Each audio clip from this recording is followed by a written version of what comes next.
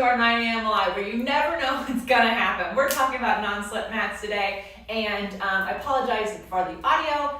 We're not sure why those aren't working, but we're back, and we're answering your questions about non-slip mats.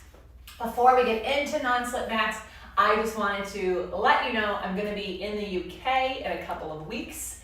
I'll be in Essex for 2 days, and I'll be in Leeds. There's only a couple spots left in Essex. You can buy single workshops or you can buy a full day. And there's only one spot left in Leeds, just one. So you'll want to check it out, opc.me/UK, especially if you live out there or you can fly there, because I haven't been there in a couple of years and I don't know if I'll get it back. So I can't wait to see you, opc.me/UK. If you have questions about it, let us know. You can drop in the comments below. But we call it the Mullet Tour because we do business and life workshops in the front. We do Pilates in the back. Get it?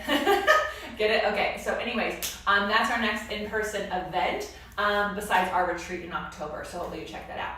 So non-slip mat. The question was a little like, does that mat slip? And it was on this mat when they asked that question. And if so, what is the mat called?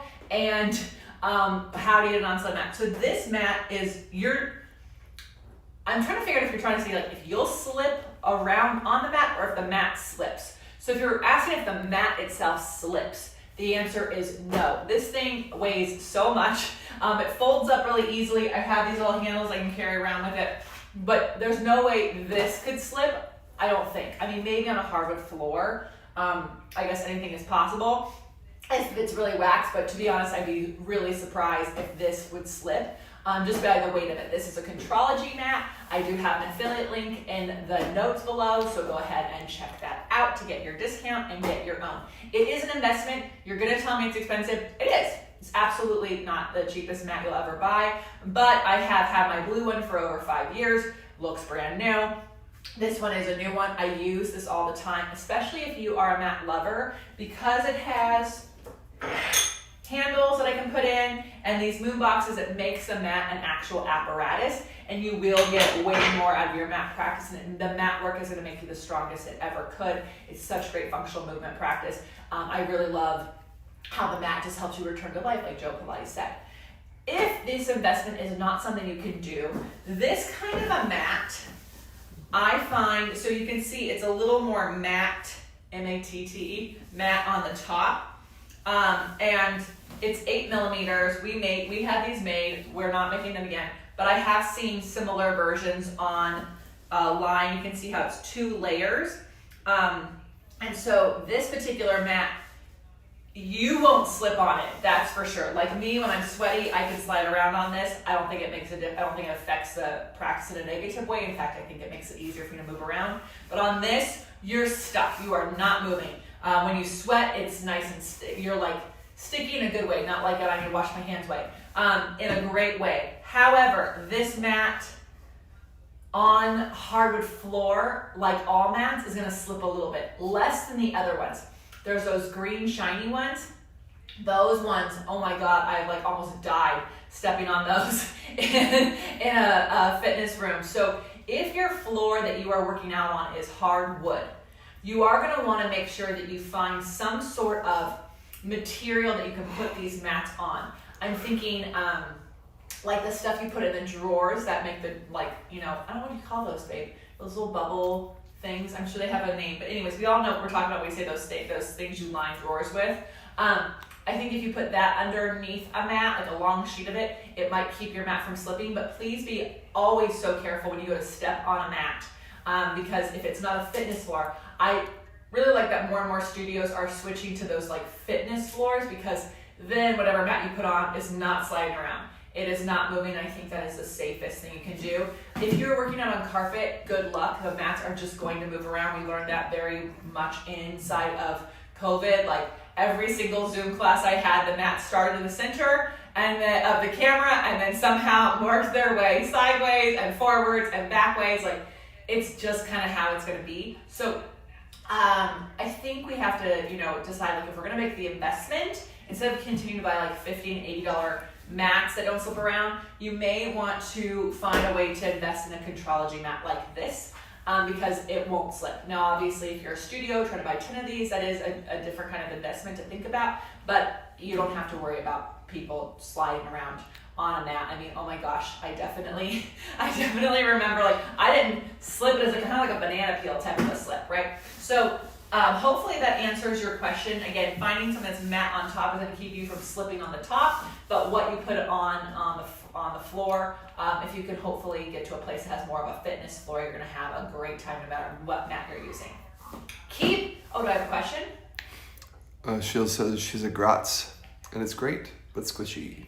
Yes, the 𝐸𝐲 one is the one hi Shields, the 𝐸𝐲 folding mat, I used to have, very similar to this and any other classical mat. The problem with most of them, I talked about this in other videos. So they all have handles, they all have a strap and moon boxes, but the 𝐸𝐲 one, not only is it really squishy, so that when you're doing planks, your hands kind of like go into the wrist. It's really hard to stay on the fingertips. I always had to get off the 𝐸𝐲 mat and go to a floor.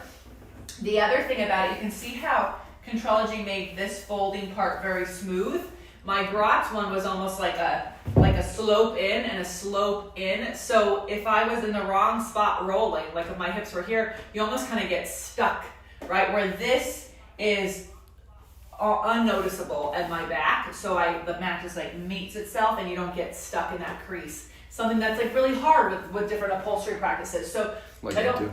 Like a divot, that's the word I'm looking for. I've been on Zoom for 16 hours in 2 days, so I'm losing my words. But, so I will just prefer this. I also prefer the density of this. If you're a hypermobile body, it shows you can't melt into the squish. If you're a tighter body, it's gonna reveal the gaps you have a lot. But Shields, you have the 𝐸𝐲 already. No reason to go searching for another one. However, I always say this to people. So my Elevate people who are my mentorship program love this. If you do decide to replace it with something else like 𝐿Trology, always charge what you paid for it because prices are always going up and you're gonna get what you paid for. I mean, the people are saving tax and shipping, so all these things last, especially if you get good quality equipment, they last decades. So, you know what I mean? Like, definitely don't discount yourself or it, so you can, when you do decide, if you ever decide to replace things. But I love this. I love what the handles. I love that it's not squishy. I love that my wrist can do all my planks on it. And I like this material because it's not matte. I can spin around on it without it affecting my practice, without my clothes getting stuck. So there's that information for you. I love these questions. Anything else, babe? Great, you guys are wonderful, you're awesome. It's a Sunday, go do some Pilates. If you want feedback on your form or on the equipment you're using or how to set it up, if you're an OPC member, you can actually film yourself, your equipment, your setup, and I will give you feedback on it. I really, really will. I get lots of questions. Someone just put in the comments on YouTube, like, I know that I get what I pay for, but I can't afford a good reformer right now. So of these two, one was $275 and one was $600 at Target. Which would you get? And I had to answer, neither. I'm never going to approve of a crappy reformer. If you had shown me like this used one and it was a really good quality for a good deal, of course I'd approve that. I'm not like so obsessed with one piece of equipment that I'm not gonna say that there's good deals out there, but I will never ever condone like a crappy reformer because it's not gonna get you what you want. It's not, right? So you have to, especially if you're doing the Pilates that I teach, if you're doing more classical work, you cannot use some of these $200 pieces of equipment. I'm just gonna tell you right now. And it's because you need leather straps, you need true handles, you need springs, not bungee cords. Foot bars that move at different angles. You need all of these things. You don't want risers. All that stuff affects you getting the benefits and the results that you want that we can say that Pilates can give you. So you can keep your questions coming, but if you're an OPC member, I can look at these things and actually give you correct setups for you, your body, your practice, and give you the right exercises for you. So go to onlinepilatesclasses.com/YouTube to snag to get a spot, get some feedback on your form, join an incredible community, and do Pilates with me. Have an amazing day.